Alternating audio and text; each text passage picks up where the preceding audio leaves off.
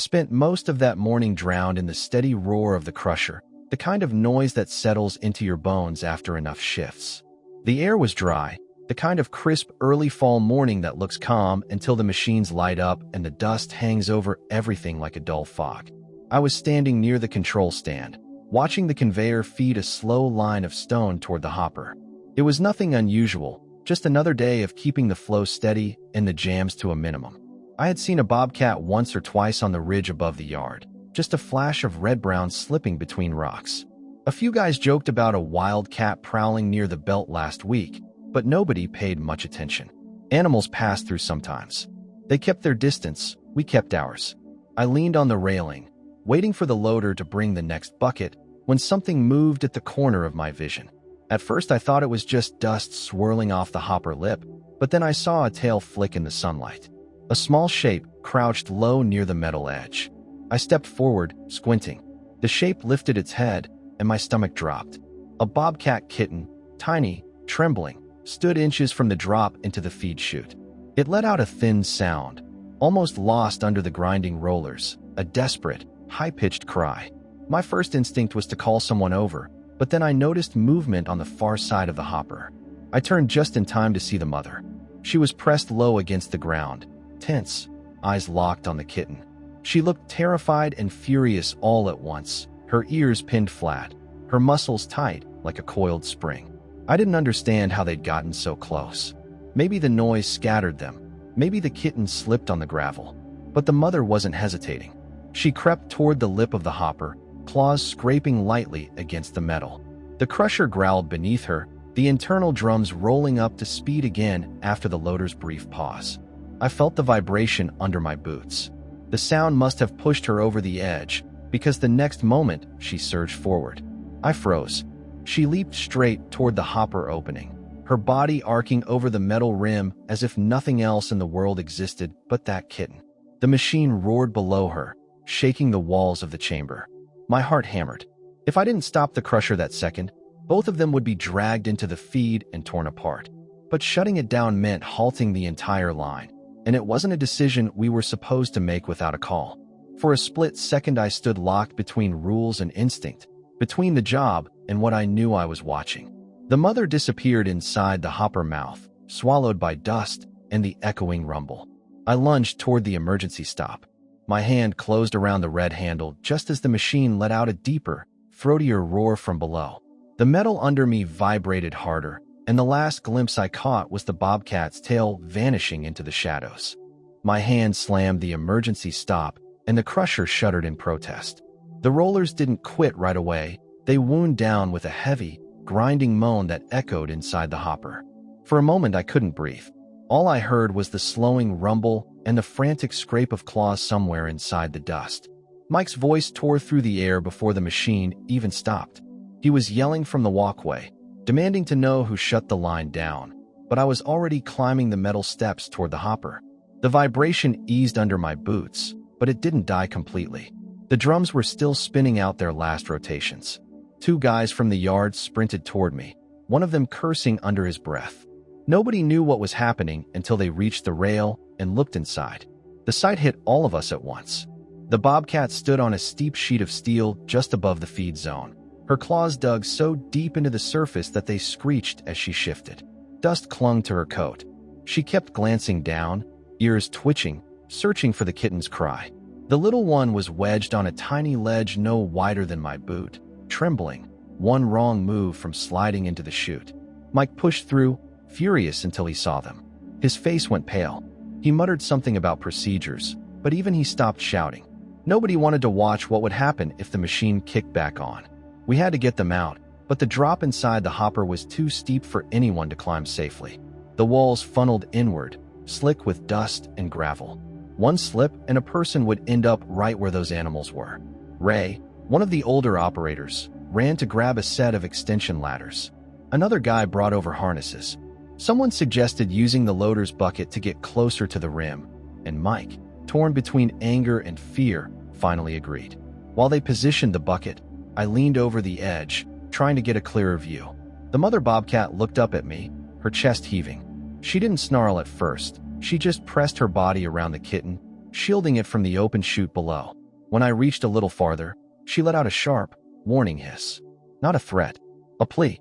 Ray climbed into the loader bucket with a ladder balanced beside him, and the operator lifted him slowly toward the hopper lip. I steadied the ladder while Ray angled it downward, testing each step to make sure it wouldn't slide. The moment he got close enough, the mother tightened around her kitten, shivering with tension. Ray froze, kept his hands low, talking softly. The only clear word was easy. He didn't try to touch her. He just held his ground until she eased her grip enough for him to wedge the ladder in place. Then, inch by inch, we worked our way to them. I held the ladder from above while Ray edged down far enough to reach the kitten first. The mother hissed again, softer this time, as if torn between fear of us and fear of losing her baby. Ray managed to scoop the little one against his chest and hand it up to me. It was limp, barely breathing. Dust covered its face, and its tiny ribs moved in shallow, uneven pulls. The mother lurched as if to follow, but her hind legs slipped on the metal. She caught herself, but not before we saw the damage, a deep cut along her side and a twisted angle in one leg. She tried to stand and faltered. Ray guided her carefully toward the ladder. She didn't fight. She was too exhausted. When he reached the bucket with her cradled in his arms, I felt my chest tighten. Blood smeared the steel where she had been. Back on solid ground, Mike paced in circles, torn between calling wildlife services and sending us back to work. I looked down at the kitten in my arms, then at the mother struggling to stand. There was no way they would survive on their own. Not like this. Not today. When I met Mike's eyes, he knew exactly what I was thinking, and he didn't like it. Mike finally gave in, though he cursed under his breath the whole time. He called Brooke, the wildlife rehab specialist the county relied on for anything more complicated than a raccoon in a dumpster. She said she could meet us at the yard entrance in less than an hour. Until then, we had to keep the Bobcat and her kitten from slipping into shock. The mother lay on her side, panting shallowly, her injured leg tucked in tight. The kitten barely moved. We set 2 transport crates on the ground, doors open, blankets inside. Getting them into those crates was another problem entirely. Ray tried first, approaching slowly with gloves on. The mother Bobcat jerked upright, swaying, and let out a hoarse growl. She didn't lunge, but her eyes were wide, desperate. I stepped in front of Ray without fully thinking and crouched low, speaking softly. I wasn't sure if the sound of my voice mattered, but she stopped growling long enough for us to try again. We used a pair of long catch poles Brooke kept stored at the center, which Mike had picked up from her a month earlier for another job. With the poles, we guided the mother gently toward the crate, never touching her, just nudging her direction. She resisted, then stumbled, and that stumble gave us the moment we needed. She backed into the crate, and Ray swung the door shut. The kitten was lighter but harder to handle. It cried once, a faint, broken sound, when I lifted it in my gloved hands. I placed it in the second crate, and it collapsed into the blanket, its tiny chest fluttering. When Brooke arrived, she knelt beside both crates immediately, not even greeting us until she'd checked their breathing. She had the calm tone of someone who'd done this too many times. Her first words were simple. The mother had a deep flank laceration and a leg injury that needed stabilizing. The kitten was worse. She said it could be shock, internal trauma, or both. She didn't sugarcoat anything. We loaded the crates into the back of her SUV. I sat beside them while she drove. The road was bumpy, and every shift of the car made the mother tap her paw weakly against the crate wall, as if trying to feel where the kitten was. Brooke kept her eyes on the road. She told me that bobcats had been nesting near the quarry for years, moving dens whenever the blasting season started. She figured this mother had tried to cross the yard for a shortcut or had been chased closer to the equipment. At the center, the lights were warm but dim. Brooke carried the kitten in first, setting it on a padded table.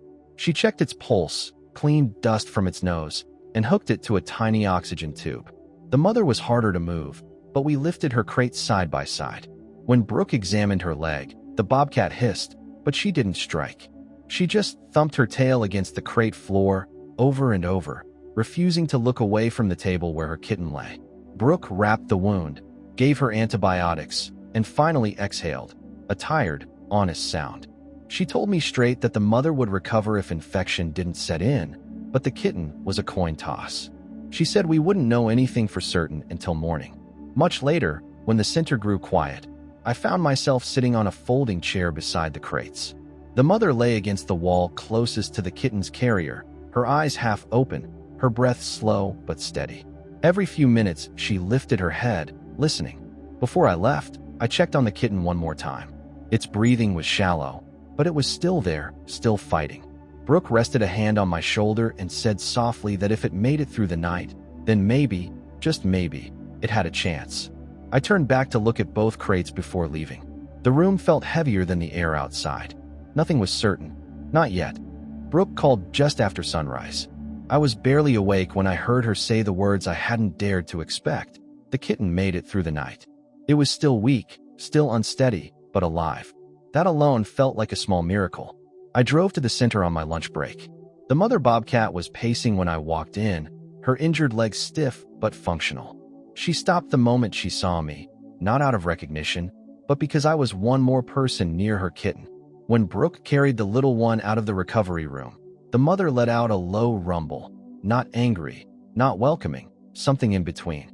Only when the kitten pressed its tiny face against the crate wall did she finally settle. Over the next few days, I came by whenever I could. The changes were small but steady. First, the kitten lifted its head without wobbling. Then it tried to stand. A day later, it stumbled across the blanket, bumping into its mother's side. She pulled it close with her good foreleg and groomed its ears with long, slow strokes, her breath warm and steady. Brooke said that kind of bond kept many rescues alive. She told me stories about foxes that refused to eat until their kits were brought near, or coyotes that tolerated medical handling as long as they could hear their pups whimpering in the next crate. They're not just surviving, she said once. They're fighting for someone. Back at the quarry, things shifted faster than I expected.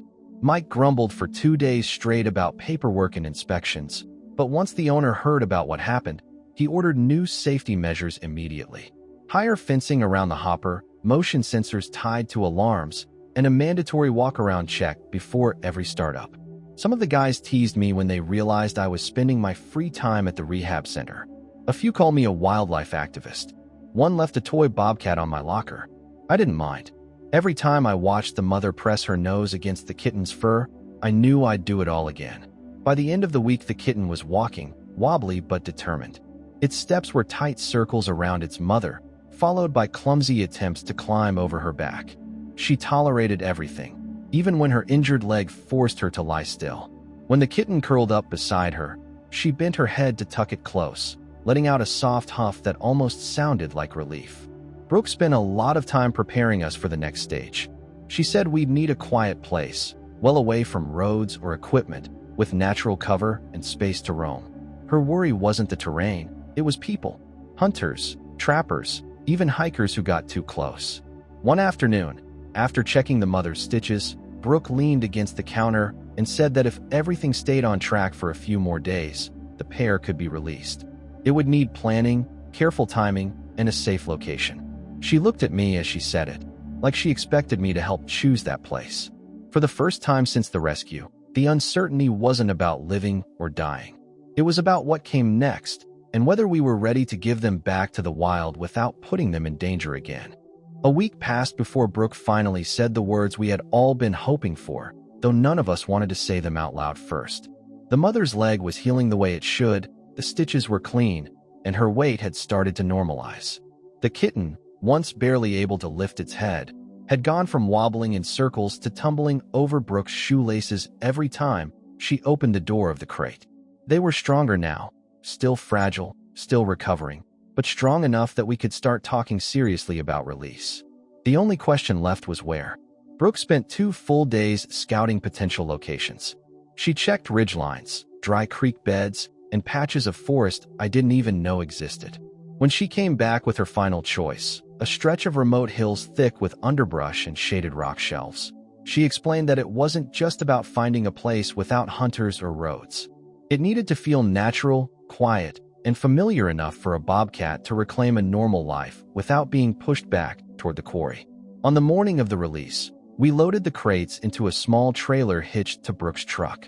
Daniel, another rehab worker, climbed into the back seat. I sat beside the crates again, just like the night we brought them in, but everything felt different.